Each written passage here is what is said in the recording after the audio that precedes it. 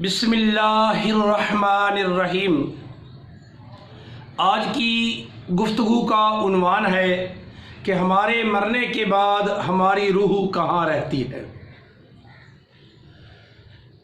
ہمارے مرنے کے بعد ہماری روح سب سے پہلے اللہ کی بارگاہ میں جاتی ہے۔ حضرت اسرائیل علیہ السلام ہماری روح کو لپیٹ کر نورانی ریشمی کپڑے میں اللہ کی بارگاہ میں پہنچاتے ہیں۔ روح اللہ کی بارگاہ میں رب کو سلام عرض کرتی ہے، پھر روح واپس لوٹا دی جاتی ہے۔ حضرت علامہ ابن قیم رحمۃ اللہ تعالی علیہ فرماتے ہیں، جب اسرائیل علیہ السلام روح واپس لے کر آتے ہیں تو داخل الروح بین جسدہ و کفنہ، روح جسم سے باہر اور کفن کے اندر رہتی ہے۔ وَيَعْلَمُ إِنَّهُمْ يُغَسِّلُونَهُ، اور اس شخص کو، اس میت کو پتہ چل جاتا ہے کہ اب مجھے غسل دینے کی تیاری کر رہے ہیں، اب مجھے غسل دے رہے ہیں۔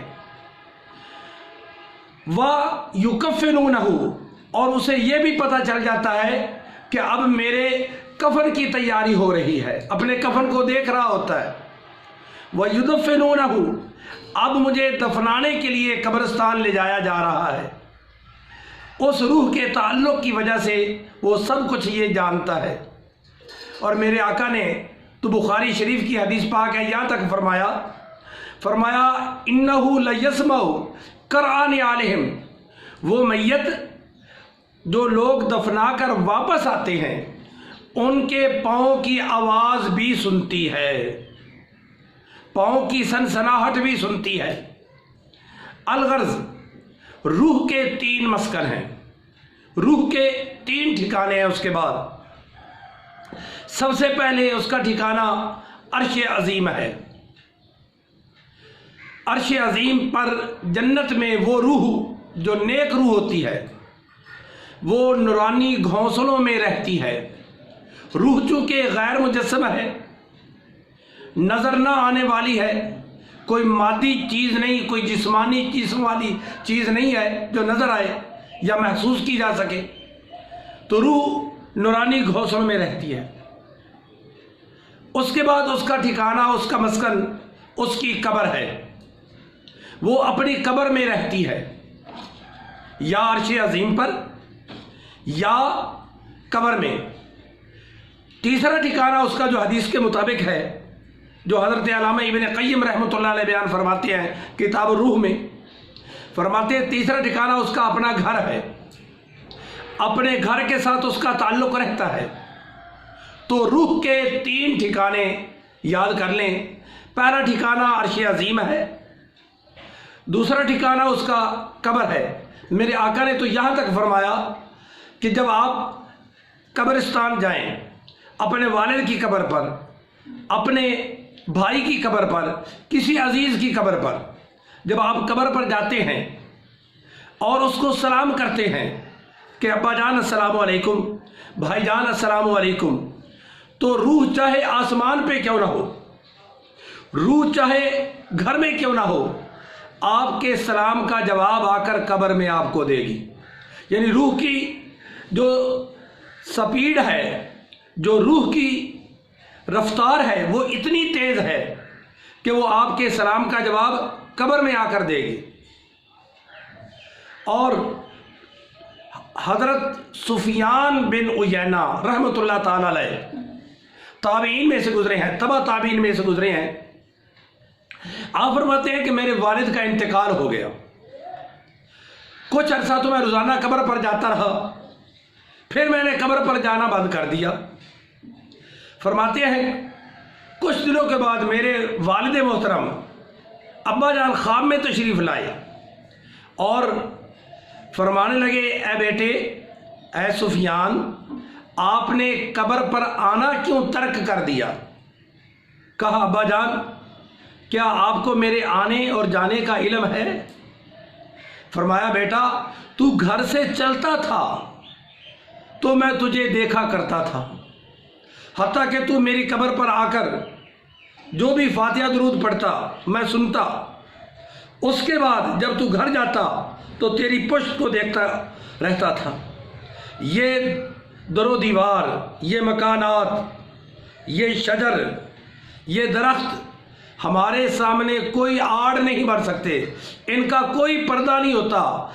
ہم ان چیزوں سے بالا تار ہیں، ہم گھر کے حالات قبر میں بیٹھ کر بھی معلوم کر لیتے۔ تو عزیز دوستو، جب ہمیں پتہ ہے کہ ہمارے والدین کو اس دنیا سے جانے کے بعد بھی ہمارے حالات کی خبر ہے، تو یقیناً ان کی قبر پر جانا چاہیے۔ ہم جا کر کہتے ہیں السلام علیکم یا اہل القبور، اے قبر والو تم پر سلامتی ہو۔ بلکہ حدیث کا تو حکم یہ ہے، اگر بھائی کی قبر ہے تو آپ بھائی کا نام لے کر پکاریں، دوست کی قبر ہے تو دوست کا نام لے کر پکاریں، والد کی قبر ہے تو ابا جی کا نام لے کر پکاریں۔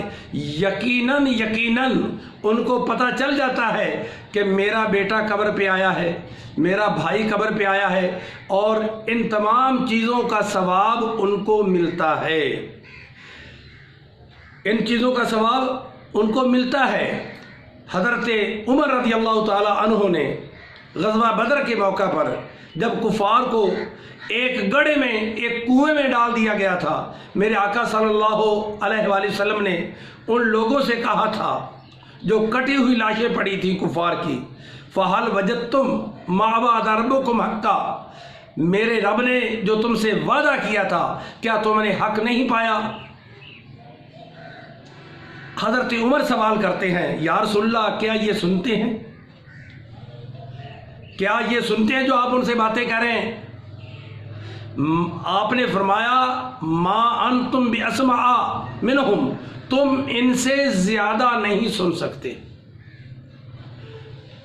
تم ان سے زیادہ نہیں سن سکتے۔ یقیناً جانے والے جب چلے جاتے ہیں تو قبرستان میں جب ہم فاتحہ خوانی کے لیے جاتے ہیں ان کو ہمارا علم ہوتا ہے کہ میرا بیٹا آیا ہے، میرا بھائی آیا ہے، میرا شوہر آیا ہے، میرا والد آیا ہے، تو یقیناً قبرستان جانا چاہیے۔ ان کو ہمارے اس جانے سے راحت نصیب ہوتی ہے۔ وہاں جا کر آپ سورۃ فاتحہ خالی ہاتھ نہ جائیں۔ خالی ہاتھ جانے کا مطلب یہ ہے کہ راستے میں درود پاک پڑھتے ہوئے جائیں، راستے میں کلمہ شریف پڑھتے ہوئے جائیں، راستے میں آپ قرآن پاک کی جو صحیح صورتیں آپ کو آتی ہیں وہ پڑھتے ہوئے لے جائیں، اور یہی تحفہ ان کے لیے بہت عظیم تحفہ ہے۔ اِنَّ ہدیۃ الاحیاء للاموات الدعاء، فرمایا زندوں کی طرف سے جانے والوں کے لیے بہترین جو تحفہ ہے، بہترین ہدیہ ہے، وہ دعا ہے۔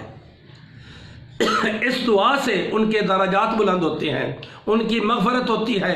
ہم نماز میں بھی دعا کرتے ہیں ربنا اغفر لی ولوالدی وللمؤمنین یوم یقوم الحساب، یا اللہ مجھے بخش دے، میرے ماں باپ کو بخش دے۔ تو یقیناً ہماری دعا سے ہمارے عزیز مرحوم رشتہ داروں کی، ہمارے ماں باپ کی، ہماری اولاد کی، ہمارے بہن بھائیوں کی مغفرت ہو جاتی ہے۔ دعا ہے رب ذوالجلال ہمیں اپنے حبیب کا صدقہ نیک اعمال کی توفیق عطا فرمائے، اور اپنے جانے والوں کو کبھی بھولنا نہیں چاہیے۔ مطلب یہ ہے کہ ان کے لیے یقیناً دعا و استغفار کرتے رہنا چاہیے۔ قیامت کا دن ہوگا، ایک شخص کی نیکیاں مثل الجبال، پہاڑ کے برابر ہو جائیں گی۔ وہ عرض کرے گا یا اللہ یہ نامہ اعمال تو میرا نہیں تھا، یہ نیکیاں میں نے زندگی میں نہیں کی تھیں، تو یہ نیکیاں کہاں سے آ گئیں؟ اللہ کی طرف سے فرمان جاری ہوگا، اللہ فرمائے گا اے میرے بندے یہ نیکیاں اگرچہ تو نے نہیں کی، مگر تیری اولاد تیرے حق میں دعا و استغفار کرتی رہی، قرآن پاک پڑھ پڑھ کر بخشتی رہی، تیرے لیے دعائیں کرتی رہی، صدقہ خیرات کرتی رہی، وہ ساری نیکیاں تیرے نامہ اعمال میں درج کر دی گئی ہیں۔ اللہ تعالی ہمیں اچھے عمل کی توفیق عطا فرمائے۔ والسلام۔